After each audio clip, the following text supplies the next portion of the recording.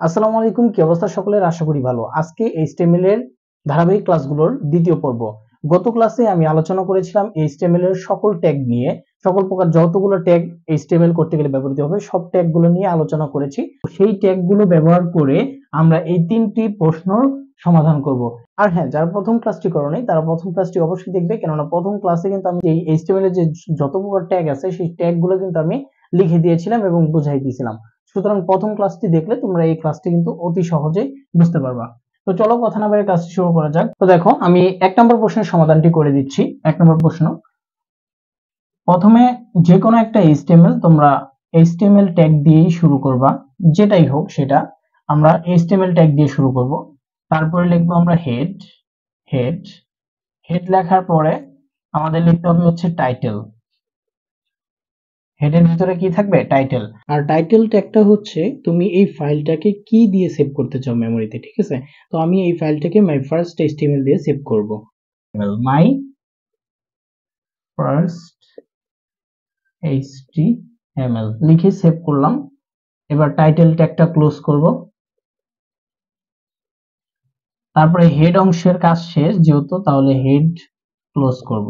Close করার সময় slash চিহ্ন অবশ্যই খেয়াল করে দিবা। আচ্ছা, তারপরে দেখো হেড অংশ শেষ, তারপরে বডি অংশ কি হবে? শুরু হলো। বডি অংশ শুরু হলো। এবার বডি অংশের মধ্যে মানে একটা ওয়েব পেজে যেই জিনিসগুলো লেখা থাকে, যেই টেক্সট থাকে বা যেই ভিডিও অডিও বা তোমার যেই ইমেজ যুক্ত থাকে, এই সকল কিছু মানে একটা ওয়েব পেজে যত কিছু আছে সকল কিছু এই বডি অংশে থাকে, ঠিক আছে? আর এই বডি অংশের মধ্যে আমার এইগুলো কোডিং করতে হবে। তো দেখো এখানে প্রথমে আছে দা নেম। দা নেম এটার নিচে আন্ডারলাইন আছে, তাই না? দা নেম এই লেখাটার নিচে আন্ডারলাইন আছে, তাহলে আন্ডারলাইন করতে গেলে আমাদের কোন ট্যাগ ব্যবহার করতে হয়? আমরা জানি ইউ ট্যাগ ব্যবহার করতে হয়। ছোট হাতের ইউ দিবা, দেওয়ার পরে তারপর কি আছে লেখা? The name. এই জিনিসটা আমরা লিখে দিব, দা নেম। লেখার পরে ইউ ট্যাগটা আমরা ক্লোজ করব। আচ্ছা দেখো, তারপরে দা নেম অফ আওয়ার। এই অফ আওয়ার কি পাশে আছে লেখা নাকি নিচে লেখা আছে বলো তো? নিচে লেখা আছে। আচ্ছা, নিচে লেখা থাকলে তোমরা একটা বিআর ট্যাগ ইউজ করবা। বিআর ট্যাগ ইউজ করলে কি হবে? এই লাইনটা ব্রেক হবে। বিআর ট্যাগটা এক লাইন নিচে নামানোর জন্য ব্যবহৃত হয়। তো আমরা এক লাইন নিচে নামাইলাম, তারপরে লিখবো কি? Of our. এই অফ আওয়ারটা কিভাবে লেখা আছে? বোল্ড, হ্যাঁ, মোটা অক্ষরে লেখা আছে। তাহলে বোল্ড মোটা করার জন্য, অক্ষরকে মোটা করার জন্য বোল্ড ট্যাগ ইউজ করতে হয় বি। তারপরে লিখবো আমরা অফ আওয়ার। লেখার পরে এই বি ট্যাগটা আবার ক্লোজ করব। আচ্ছা দেখো, অফ আওয়ার পরে কান্ট্রি ইজ এই লেখাটা কিন্তু নিচে আছে, সুতরাং লেখাকে এক লাইন নিচে নামাইতে হলে আমাদের বিআর ট্যাগ ব্যবহার করতে হবে। তারপরে আছে কি? কান্ট্রি ইজ এই লেখাটা কিন্তু দেখো ইটালিক লেখা, মানে বাঁকা টাইপের লেখা, হ্যাঁ। তো এই বাঁকা ইটালিক লেখাকে ইটালিক করতে হলে আমাদের যে ট্যাগটা ইউজ করতে হয় সেটা হচ্ছে আই, ঠিক আছে? এই যে আই ট্যাগ। তো আই ট্যাগ দিলাম, তারপরে আমি লিখবো হচ্ছে কান্ট্রি। কান্ট্রি ইজ লেখার পরে আমি এটাকে কি করব? আই ট্যাগটারে ক্লোজ করে দিলাম। আচ্ছা দেখো, কান্ট্রিজ এর পরে যে বাংলাদেশ লেখাটা আছে ওইটাও কিন্তু এক লাইন নিচে, আর এক লাইন নিচে নামাইতে হলে বিআর ট্যাগ অবশ্যই ব্যবহার করতে হবে। আর বিআর একটা এমটি ট্যাগ, এটার শুরু আছে শেষ নাই। দেখো এই ট্যাগগুলো দেখো, যে শুরু করছি শেষ করছি স্ল্যাশ চিহ্ন দিয়ে, কিন্তু এই ট্যাগটা হচ্ছে এমটি ট্যাগ, এটা শুরু থাকবে শেষ থাকবে না। দেখো এই যে শুরু করছি শেষ করব না, ঠিক আছে? বিআর মানে এক লাইন ব্রেক, নিচে নামাই দিবে। তারপরে আছে দেখো বাংলাদেশ লেখা। তো একটু খেয়াল করবা যে এই লেখাগুলোর থেকে তোমার এই যে টেক্সটটা আছে এই টেক্সটটা কিন্তু একটু তুলনামূলক বড়, এই লেখাগুলোর থেকে একটু তুলনামূলক বড় সাইজ দেখাচ্ছে। এই কারণে আমরা ব্যবহার করব হচ্ছে বিগ। বিগ নামের একটা ট্যাগ আমরা ইউজ করব। হ্যাঁ, এই বিগ অর্থ হচ্ছে বড়, তার মানে এই টেক্সটটাকে একটু বড় দেখাবে অন্যান্য গুলোর তুলনায়। লিখলাম বিগ ট্যাগটা, এবার ক্লোজ করব। আচ্ছা দেখো, তারপরে আর যেহেতু আর কিছু নাই সে কারণে আমাদের এখানে আর বিআর ট্যাগ দেওয়ার প্রয়োজন নাই। এবার আমরা জাস্ট ক্লোজ করে দিব। দেখো বডি অংশ শুরু করছিলাম, বডি অংশের সকল উপাদান লেখা শেষ, এবার বডি অংশটা ক্লোজ করব। বডি অংশটা ক্লোজ করলাম স্ল্যাশ চিহ্ন দিয়ে, আর তারপরে এইচটিএমএল দিয়ে শুরু করছিলাম, এইচটিএমএলটা শেষ করব বা ক্লোজ করব, ঠিক আছে? এই হচ্ছে আমাদের প্রথম প্রশ্নের অ্যান্সার। প্রিয় শিক্ষার্থী বন্ধু, তোমাদেরকে একটা জিনিস বলে রাখি, একটা এইচটিএমএল এর দুইটা অংশ থাকে। একটা এইচটিএমএল এর দুইটা অংশ থাকে, একটা হচ্ছে হেড অংশ আর একটা হচ্ছে বডি অংশ, ঠিক আছে? এইটা হচ্ছে আমাদের বডি অংশ। দেখো বডি এখানে শুরু হয়েছিল, এখানে শেষ হয়েছে। এটা আমরা বলবো বডি অংশ, আর এইটা হচ্ছে আমাদের হেডিং অংশ, হেড অংশ। হ্যাঁ, হেড অংশ বলবো।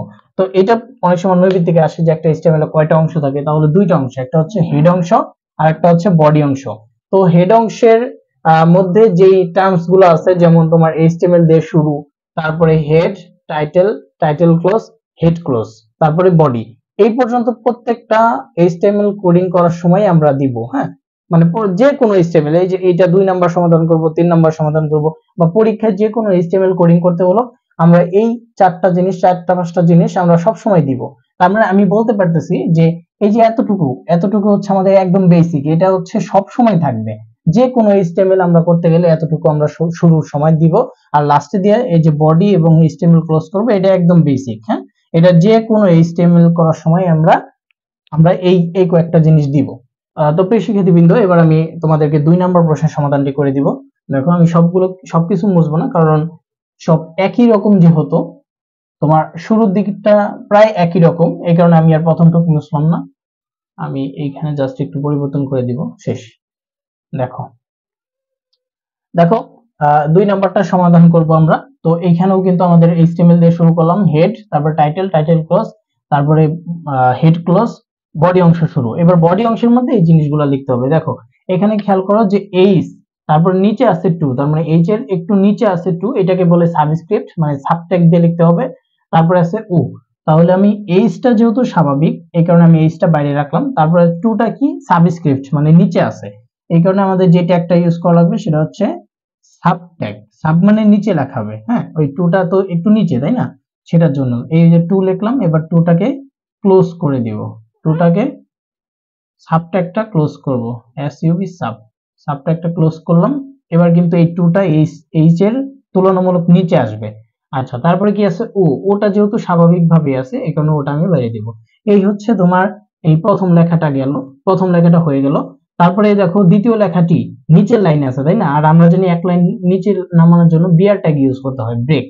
তো এই যে বিআর ট্যাগ আমরা ইউজ করলাম। এবার বিআর মানে হচ্ছে এক লাইন নিচে দেখাবে, তার মানে নিচের লাইনে চলে আসলো। এবার নিচের লাইনে আসার পরে দেখতেছি যে তোমার a plus b whole square, তার মানে এখানে a প্লাস বি পর্যন্ত সব স্বাভাবিক আছে, কিন্তু এই যে স্কোয়ার, এই জিনিসটা হচ্ছে তোমার উপরে আছে, তাই না, পাওয়ার হিসেবে আছে। তো এই পাওয়ার গুলা লেখার জন্য আমরা যে ট্যাগটা ব্যবহার করি সেটা হচ্ছে সুপ ট্যাগ। কি ট্যাগ? সুপ ট্যাগ। আর সুপ ট্যাগের পুনরূপ হচ্ছে সুপারস্ক্রিপ্ট। আমি আমার গত ক্লাসে, প্রথম যে ক্লাসটি, সেখানে আমি আলোচনা করেছি। তোমরা যারা করনি, আমি তাদেরকে বলবো যে প্রথম ক্লাসটি একটু দেখে আসো, ওইটা দেখলে পরবর্তী ক্লাসগুলো তোমরা সহজেই বুঝতে পারবা। তো দেখো a প্লাস বি এই পর্যন্ত তো স্বাভাবিক, তাই না, এই পর্যন্ত স্বাভাবিক ফন্টে আছে। তারপরে এই যে দুইটা আছে স্কোয়ার, এই দুইটা হচ্ছে আমাদের উপরে আছে পাওয়ার হিসেবে, এই কারণে এখানে আমি একটা সুপ ট্যাগ ইউজ করব। সুপ, সুপ মানে সুপার স্ক্রিপ্ট, এইখানে 2 দিলাম। সুপ ট্যাগটা এবার আমি ক্লোজ করব, আর ক্লোজ করতে হলে তোমরা একটা স্ল্যাশ চিহ্ন ব্যবহার করবা, সুপ ট্যাগটা ক্লোজ। তাহলে কিন্তু আমাদের কিন্তু কাঙ্ক্ষিত যেই ফলাফল সেটা কিন্তু অলরেডি চলে আসছে। আমরা এখানে বডি শুরু করছিলাম, বডি ক্লোজ করলাম, এইচটিএমএল দিয়ে শুরু করছিলাম, এইচটিএমএল ক্লোজ করলাম। ঠিক আছে, ক্লোজ করার সময় স্ল্যাশ চিহ্ন ব্যবহার করতে হয়। তাহলে ঠিক আছে, তো মনে রাখবা যে প্রথমে এই যে এতটুক আর এই যে লাস্টের এতটুক, এটা হচ্ছে বেসিক। এটা সব সময় যে কোনো তোমার এইচটিএমএল কোডিং করতে বললে আমরা এই জিনিসটা শুরু থেকে এই পর্যন্ত এবং এই পর্যন্ত সব সময় দিব। ঠিক আছে, আশা করি বুঝতে পারছো। তো চলো 3 নাম্বার প্রশ্নের সমাধানটা করা যাক। প্রিয় শিক্ষার্থীবৃন্দ, আমি এই টেবিলটি এখানে একটু লিখেছি, কারণ তোমাদেরকে একটা জিনিস বোঝানো দরকার যে একটা টেবিল তৈরি করতে হইলে আমাদের যে ট্যাগ গুলো ব্যবহৃত হয়, যেমন তোমার টিআর ট্যাগ, টিএইচ ট্যাগ, তারপর হচ্ছে টিডি ট্যাগ, এই যে ট্যাগ গুলো ব্যবহৃত হয়, সেই ট্যাগ গুলোর কোনটা কোন কাজে ব্যবহৃত হয় সেটা একটু বুঝাই দিই। দেখো এখানে টেবিলের যেই উপরে যে একটা লেখা দেয়া থাকবে বা টেক্সটটা থাকবে, ওইটাকে আমরা বলবো ক্যাপশন। ঠিক আছে, আর ওইটা আমরা কি দিয়ে লিখবো? ক্যাপশন ট্যাগের মধ্যে লিখবো। কি ট্যাগ? Caption tag. ঠিক আছে, আশা করি বুঝতে পারছো। তারপরে দেখো এই যে প্রত্যেকটা টেবিলের কিন্তু উপরে একটা লাইন থাকে, তাই না, নেম, রোল, জিপিএ বা যে কোনো একটা টেক্সট ভিত্তিক একটা লেখা থাকে। উপরে যে লাইনটা, সেই লাইনটাকে আমরা বলবো টেবিল হেড। কি ট্যাগের মধ্যে লিখবো? Table head. আচ্ছা, তারপরে দেখো এই যে একটা টেবিলের মধ্যে এই হেডিং বাদে এই যে নিচের যে ডেটাগুলো দেয়া আছে, এগুলো লেখার সময় আমরা যে ট্যাগটা ব্যবহার করব সেটা হচ্ছে টিডি ট্যাগ। টিডি, ঠিক আছে, টেবিল ডেটা। এই সকল জিনিস লেখার জন্য টিডি ব্যবহার করব। আরেকটা জিনিস, এই যে তোমার প্রত্যেকটা, এই যে এইখানে একটা র, এখানে একটা র, এবং এই যে এইখানে একটা র আছে, ঠিক আছে, এগুলাকে আমরা কি বলবো, টেবিল র, টিআর, টিআর, ঠিক আছে। মানে আমরা টেবিল তৈরি করব কলাম আকারে না, টেবিল তৈরি করব র আকারে। এই প্রত্যেকটাকে এক একটা র বলবো আমরা, র মানে সারি, ঠিক আছে। তার মানে এখানে কয়টি সারি আছে, এই টেবিলে তিনটা সারি আছে, এই একটা দুইটা তিনটা সারি আছে, ঠিক আছে।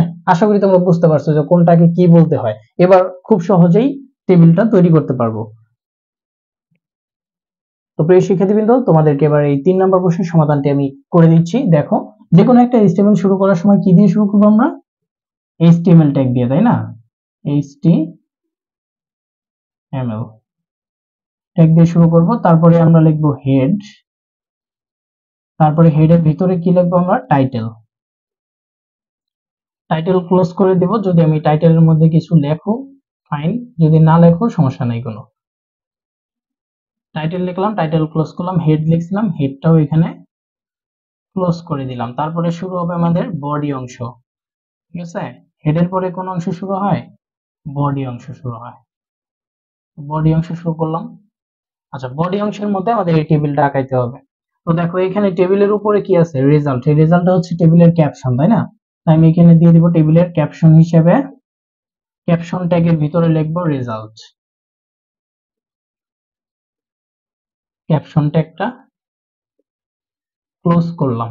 আচ্ছা, তারপরে খেয়াল করো টেবিল, এই টেবিলটা তৈরি করতে হলে আমাদের প্রথমে টেবিল ট্যাগটা আনতে হবে। হ্যাঁ, একটা টেবিল তৈরি করতে হলে টেবিল ট্যাগ আনতে হয়, আর টেবিল ট্যাগের ভিতরে একটা অ্যাট্রিবিউট দিতে হয় বর্ডার।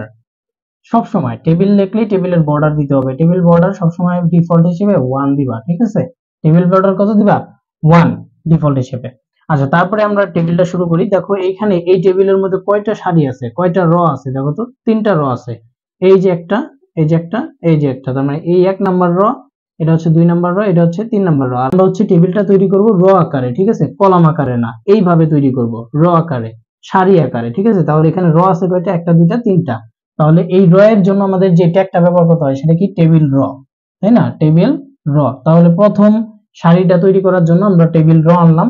তারপরে লিখবো নেম, রোল জিপিএ। আচ্ছা, এই নেমটা কি, টেবিলের হেড, তাই না, টেবিলের হেড হচ্ছে উপরের লাইনটা থাকে। তাহলে টেবিল হেড, এই ট্যাগের ভিতরে লিখবো আমি নেম,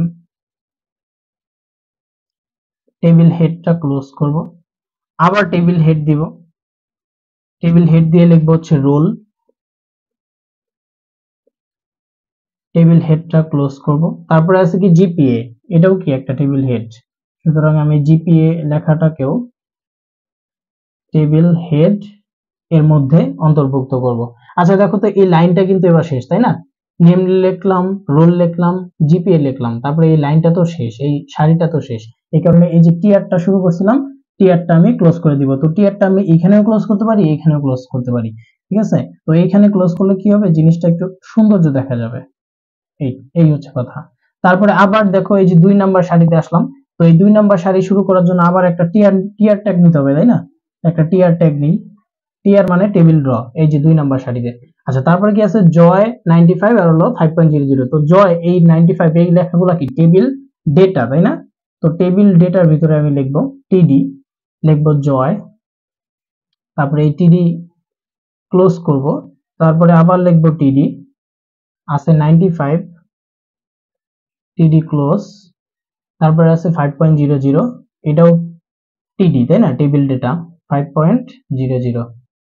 তো এটাও টিডিটাও আমি ক্লোজ করলাম। আচ্ছা দেখো তো, এবার 2 নাম্বার সারিটা আমাদের কিন্তু হয়ে গেছে, তাই না।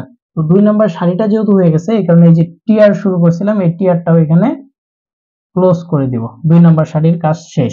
আচ্ছা, 3 নাম্বার সারিতে আসি। তো 3 নাম্বার সারির জন্য আবার একটা টিআর দিয়ে শুরু করতে হবে, তাই না, টি আর মানে টেবিল র, 3 নাম্বার সারির জন্য। তারপর আছে রনি, এই এগুলা কি, টেবিলের ডেটা, টেবিল ডেটা টিডি, টিডির মধ্যে লিখবো রনি, টিডি ক্লোজ। তারপরে আছে 55, এটাও টেবিল ডেটা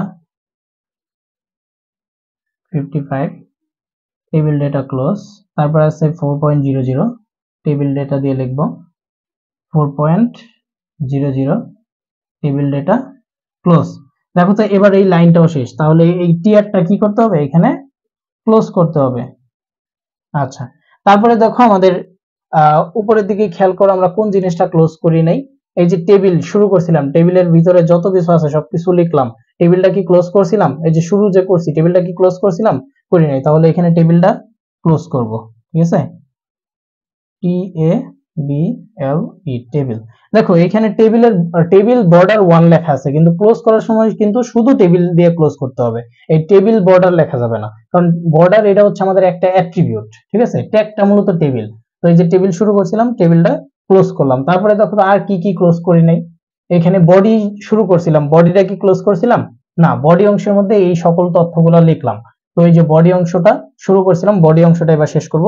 নিচে শেষ করতে পারলে ভালো হইতো, কিন্তু যেহেতু জায়গা নেই আমি পাশে ক্লোজ করতেছি। দেখো এই বডিটা এবার ক্লোজ করলাম,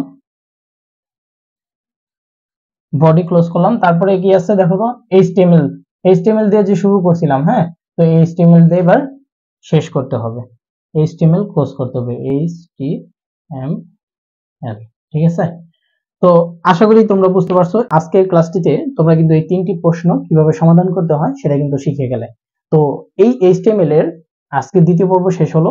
আগামী ক্লাসে মানে 3 নম্বর পর্বে আমরা একটা সৃজনশীল প্রশ্ন নিয়ে আলোচনা করব, এবং আরো অনেক টার্মস আছে, হ্যাঁ, কিভাবে লিস্ট তৈরি করতে হয়, কিভাবে তোমার ফটো অ্যাড করতে হয়। তো এই সকল বিষয় নিয়ে আমরা ধারাবাহিকভাবে আলোচনা করব। তো দেখা হচ্ছে 3 নম্বর পর্বে।